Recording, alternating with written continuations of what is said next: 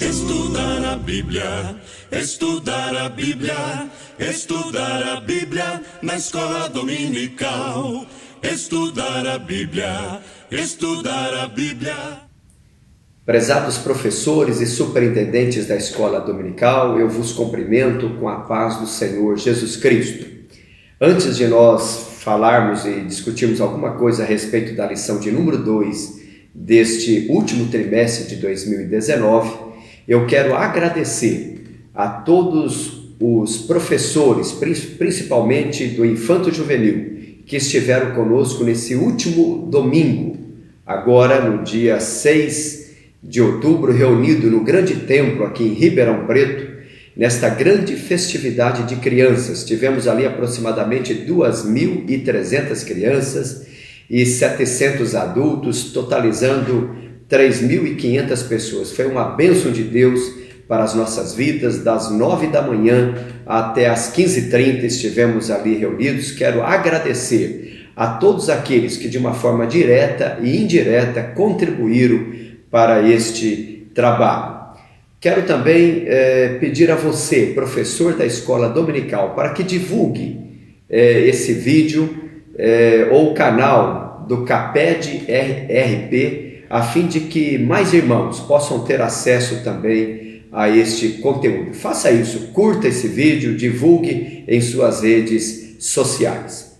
Pois bem, meus amados, nós estamos hoje na lição de número 2 dessa lição, que tem neste trimestre o tema O Governo Divino em Mãos Humanas, que vai nos falar sobre a liderança do povo de Deus em 1º e 2º Samuel. Nós estudamos na nossa lição de número 1, a lição passada, um conhecimento panorâmico desses dois livros de Samuel. E como nós vimos, o livro de 1º e 2º Samuel, não obstante ele ter esse nome hoje, essa divisão se dá como a Septuaginta, mas até então, e mesmo para o povo de Israel, esses dois livros eles tinham um único nome e não havia uma divisão. Aliás, quando você pega até hoje a Bíblia hebraica, você vai encontrar na Bíblia hebraica apenas o livro de Samuel. Temos o livro de Samuel e o livro de Reis. Não há esta divisão de 1º e 2º Samuel. Isso se dá futuramente com a Septuaginta e depois com a Vulgata. É bom que você, professor da Escola Dominical, a lição de número 1, trouxe algumas coisas, algumas informações a respeito disso. É bom que você se aprofunde neste assunto. E veja vocês que durante esse trimestre nós vamos estudar sobre 3 personagens principais, não obstante o livro de 1º e 2º Samuel nos trazer inúmeros nomes, mas tem 3 nomes que são o eixo fundamental desta lição. O primeiro é o que nós vamos estudar a respeito do seu nascimento hoje, que se fala a respeito do profeta Samuel. O segundo nome importantíssimo neste livro é o nome do rei Saul, o primeiro rei de Israel. E o terceiro nome fundamental aqui é o rei Davi. Então Samuel, Saul e Davi são os 3 personagens principais. É bom que você saiba também que o Talmud ele nos traz a informação que Samuel, ou este livro de Samuel, foi escrito pelo próprio Samuel. É sabido e é entendido por diversos pesquisadores da Bíblia que Samuel deve ter escrito tanto o livro de Juízes, o livro de Ruth e o livro que leva o seu nome. É tão claro que possivelmente apenas 1º Samuel. Então nós podemos ver que, por exemplo, 1 Samuel capítulo 25 vai nos falar sobre a morte de Samuel. E fica óbvio então que a partir do capítulo 25 de 1 Samuel, essa parte não foi escrita por ele. O entendimento que se tem é que isso foi escrito depois pelos profetas Gade e pelo profeta Natã. Pois bem, O objetivo, então, desta lição de hoje é nos falar sobre 3 pontos específicos. Primeiramente, sobre o ambiente familiar nos dias de Samuel. Esclarecer também que Samuel foi fruto de oração e expor a dedicação deste líder do Senhor por nome de Samuel. Então veja que o tema é o nascimento de um líder profético em Israel. Aliás, Samuel, ele acumula 3 funções. Ele acumula a função de sacerdote, ele acumula a função de juiz e a função de profeta. Samuel não foi apenas um profeta, ele funda a escola de profetas. Samuel tinha interesse e uma dedicação para formar líderes também para a obra do Senhor. E aqui cabe um parênteses, que nós também, como líderes na casa do Senhor, o bom líder é aquele que forma outros líderes. Então, Samuel nos dá um exemplo disso.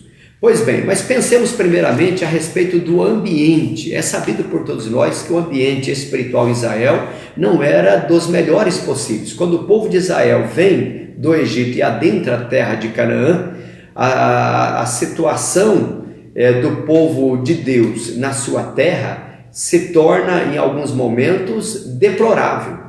De tal forma que Deus sempre precisa levantar juízes para defender ou para fazer com que o seu povo se defenda contra os seus inimigos.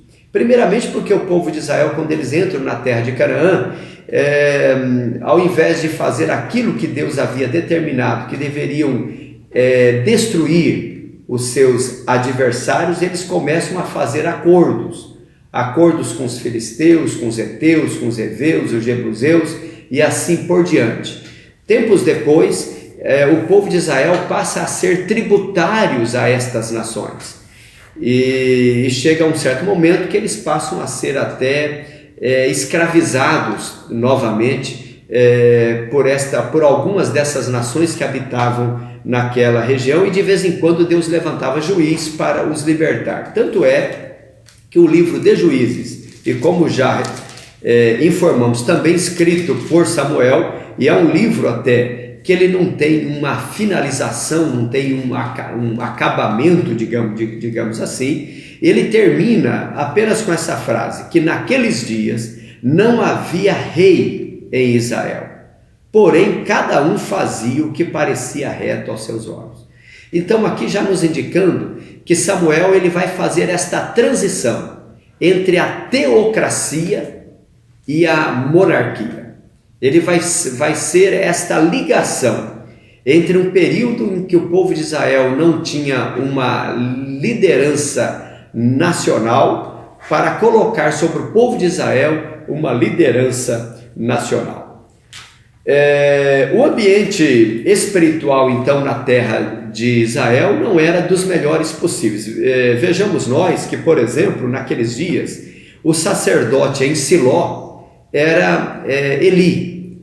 Não obstante Eli ser um sacerdote do Senhor, servindo ali no tabernáculo, perante a arca, os seus 2 filhos, Ofni e Finéias, a Bíblia nos diz que eram filhos de Belial. Tal as aberrações, as provocações ao Senhor que esses 2 moços faziam, de tal forma que aquilo não agradava ao Senhor. Então a nação de Israel estava passando por um declínio espiritual tão grande que o próprio templo estava corrompido. Porém, em meio a esta situação espiritual calamitosa em que a nação de Israel estava vivendo, Deus sempre tem os seus. E a Bíblia vai nos informar que lá na cidade de Ramataim, ou chamada também de Ramá, lá na região de Efraim, distante aí 24 quilômetros ao norte da atual Jerusalém, Deus levanta ali um levita da família de Coate, como nos diz a Bíblia em 1 Crônicas 6:22, por nome de Eucana. Eucana é um homem que servia ao Senhor. De ano em ano, a Bíblia nos diz que ele vai até Siló para oferecer sacrifícios ao Senhor. Mas Elcana, ele possui duas mulheres, Ana e Penina. Segundo alguns comentaristas, ele era casado com Ana, mas Ana, por ser estéril e não poder dar filhos, ele entra pelo caminho da bigamia. E veja que a questão da bigamia ou da poligamia sempre foi deplorável. Deus jamais aprovou tal atitude. Não obstante, nós termos até mesmo patriarcas como Abraão e como Jacó possuir mais de uma mulher, isso jamais foi aprovado pela Bíblia Sagrada. A Bíblia já nos informa, inclusive em Gênesis, no capítulo 2 e o versículo 24, que deixará o homem o seu pai e a sua mãe, e unir-se-á à sua mulher. Jesus também reforça isso lá em Mateus, no capítulo 19, versículos 5 e 6. Então a bigamia jamais teve aprovação do Senhor. Isso trouxe mais males do que benefícios. Mas nós podemos até dizer que isso muitas vezes ele era tolerado pelo Senhor. E aqui nós vemos uma dessas tolerâncias. Eucana possui essas duas mulheres. E veja que Penina, por ter dado filhos a Elcana, ela começa a provocar a Ana, certamente por Elcana amar mais a Ana do que a Penina, a tal ponto de que Samuel, ele começa o seu livro, já no capítulo 1 e o versículo 6, dizendo que a sua competidora, ou seja, Penina, a competidora de Ana, excessivamente a irritava para a embravecer. Veja que no versículo 7, também na parte B, vai dizer que Penina a irritava Ana, né? E é triste a gente ver uma situação dessa trazendo um conflito dentro da casa de um homem piedoso. E nós, como servos e como filhos de Deus, devemos também ter esse cuidado para com a nossa casa. A nossa casa tem que ser um local de aconchego, um local de harmonia, onde pais e filhos devem viver para o Senhor, aonde a harmonia tem que fazer parte da nossa vida. Aliás, aqui cabe até um parênteses, que nós, como servos do Senhor, devemos preservar a paz dentro da nossa casa. Veja que não basta sermos fiéis ao Senhor no templo, mais do que sermos fiéis ao Senhor no templo, a fidelidade começa dentro de casa. Então aqui podemos ver uma família piedosa, mas com alguns problemas. Isso é lindo a gente ver nas Escrituras Sagradas, porque a Bíblia ela sempre fala da parte boa, mas ela não deixa também de tocar em algumas feridas. E daí o porquê ela é a palavra do Senhor.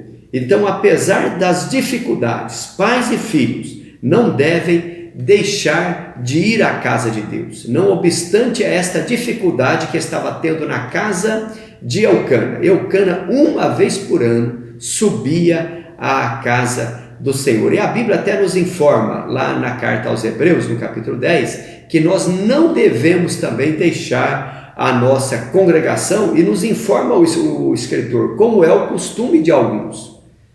Então isso não deve fazer parte da nossa vida cristã. Aliás, o cristão é aquele que deve caminhar à casa do Senhor, não apenas uma vez por ano.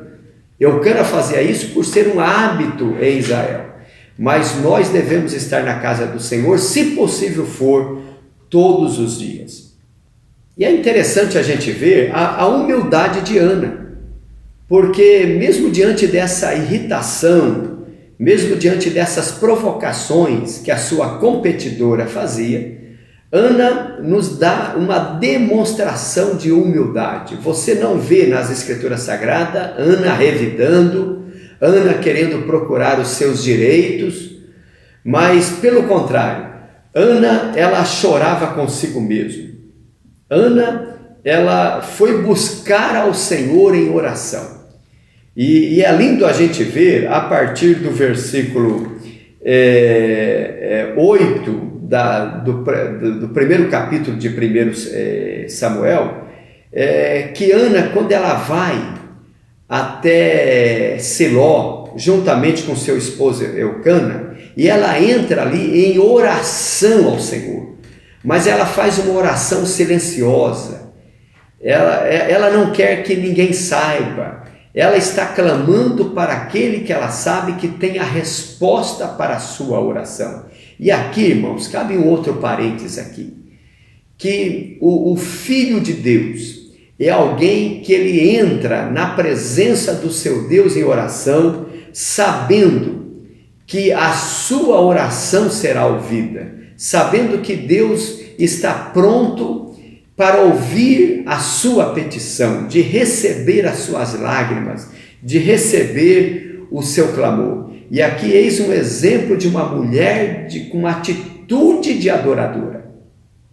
Ela entra na presença do Senhor em oração, a tal ponto de que o sacerdote Eli, ao ver esta mulher que não falava em voz audível, mas apenas balbuciava, ele até acha que esta mulher ela está bêbada, que ela está ali, mas ela não está em sã consciência. E Eli, ao dizer algumas palavras até dura para Ana, mas Ana também nos dá aqui uma outra demonstração de humildade, quando ela expõe e quando ela abre o coração para o sacerdote Eli, e ela diz o porquê que ela estava naquela atitude. E ela diz para Eli: não, Senhor meu, eu sou uma mulher atribulada de espírito, nem vinho, nem bebida forte tenho bebido, porém tenho derramado a minha alma perante o Senhor. Louvado seja Deus. Isso está em 1 Samuel, capítulo 1 e o versículo 15. E diante desta humildade, desta serva do Senhor, nós temos a expressão ou a fala de Eli, quando ele nos diz lá no versículo 17: então respondeu Eli e disse: vai em paz, e o Deus de Israel te conceda a tua petição que lhe pediste. Olha, irmãos, é lindo a gente ver a humildade. Eu acho que a grandeza de um homem reside no tamanho da sua humildade, e a humildade de Ana fez com que Deus atentasse para a sua pequenez, para que Eli percebesse que ali era um momento especial. E através dessa atitude de Ana, Deus levanta talvez um dos maiores líderes do seu povo. Nós temos na Bíblia pelo menos 3 grandes líderes em Israel. Primeiro, talvez o maior líder, Moisés. Segundo grande líder de Israel, Esdras, considerado aí como segundo libertador. Mas um outro líder, que é aquele que vai fazer aí esse período de transição entre teocracia e monarquia, é Samuel. Samuel é um homem que Deus levanta, e levanta através de uma atitude de uma mulher de oração. Uma mulher que mesmo com a sua alma amargurada, mesmo contrariando a tudo e a todos, ela entra em uma atitude de oração ao Senhor, e Deus ouve a sua oração. E nasce Samuel. Veja que o nome Samuel, ele significa ouvido de Deus. Ou também como alguns tradutores dizem, que o seu nome é poderoso. Samuel, a junção de 2 palavras, Shema e El. Shemuel, ouvido de Deus. O Deus é todo poderoso. E é justamente isso que a gente vai ver na vida de Samuel. Um homem que Deus levanta com grande poder para fazer a transição entre teocracia e a monarquia. Mas veja que quando Samuel nasce, e nasce através de um voto que Ana faz ao Senhor, porque Ana faz um voto que se Deus a desse um filho varão, ela o entregaria ao Senhor. Quer dizer, Ana, ela diz: Senhor, que este filho não seja meu, mas que seja teu. Eu entregarei e darei este filho para te servir. E ela faz até um voto que esse menino seria um nazireu de Deus, quer dizer, não beberia comida forte, não cortaria os seus cabelos, teria alguns votos, o voto do nazireado. E veja, irmãos, que é importante nós percebermos que é sempre bom fazer votos ao Senhor, mas mais importante do que votar é cumprir o voto, né? Aliás, e fazendo até um outro parênteses aqui, nós precisamos voltar ou retornar às nossas origens, né? Eu percebo que hoje em dia poucos de nós temos feito os votos ao nosso Senhor. Até comentamos isso há pouco tempo atrás na lição do trimestre passado, né? Quando falamos sobre a mordomia dos dízimos e das ofertas, eu me lembro até de ter comentado a respeito disso, que nós precisamos, além de dízimos e ofertas, nós podemos e devemos também fazer votos ao Senhor. Deus se agrada quando o homem faz um voto a Ele e cumpre esse voto. Eis aqui uma mulher que fez um voto. Então Samuel é fruto de um voto feito ao Senhor. E veja que o menino, depois de desmamado, possivelmente com 2 ou 3 anos de idade, ele é levado pela sua mãe Ana e é entregue para servir ao Senhor lá no tabernáculo, lá juntamente com Eli. Então Ana tem um filho, mas entrega este filho ao Senhor. E Samuel é aquele que agora, sendo entregue por sua mãe a Eli, vai viver dentro do tabernáculo. E aqui é lindo a gente ver o cuidado que Deus passa a ter com Samuel. E Samuel, mesmo convivendo com os 2 filhos de Eli, Ofni e Finéias, que eram, como nos diz a Bíblia, filhos de Belial, Samuel, ele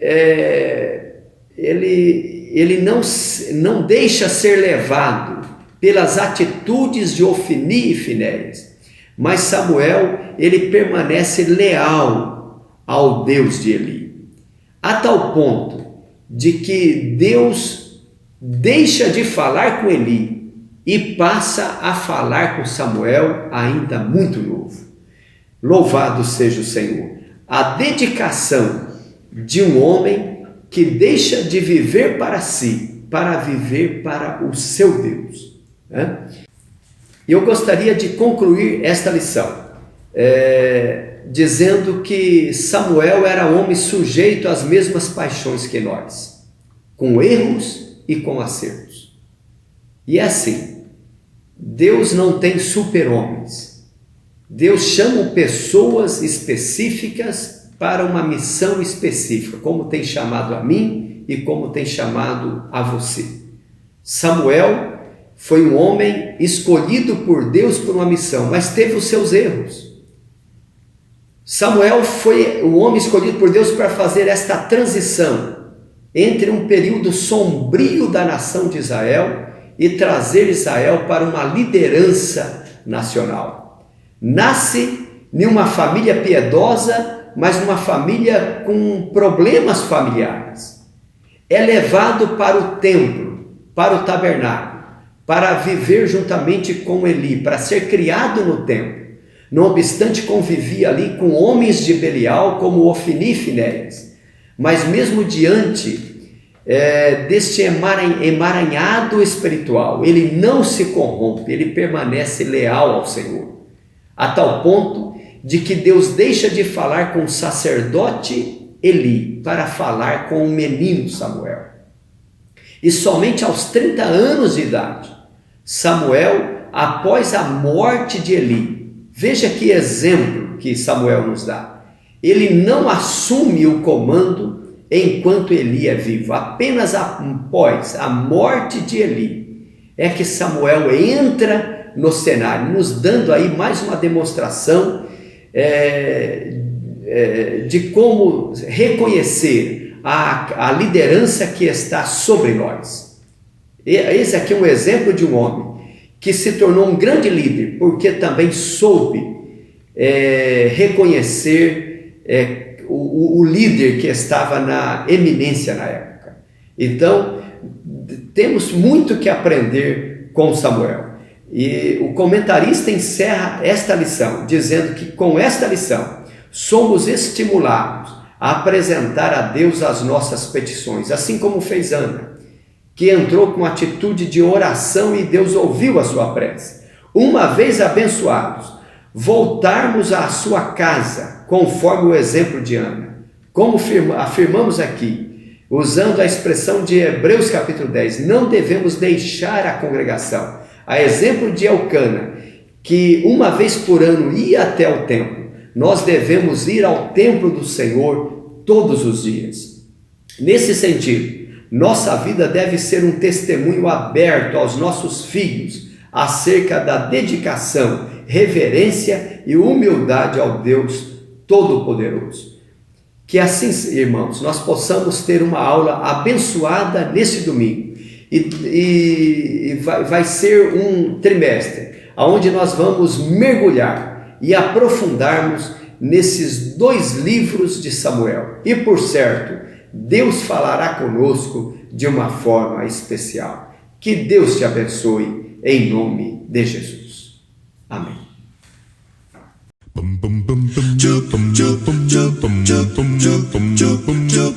Estudar a Bíblia, estudar a Bíblia, estudar a Bíblia na escola dominical.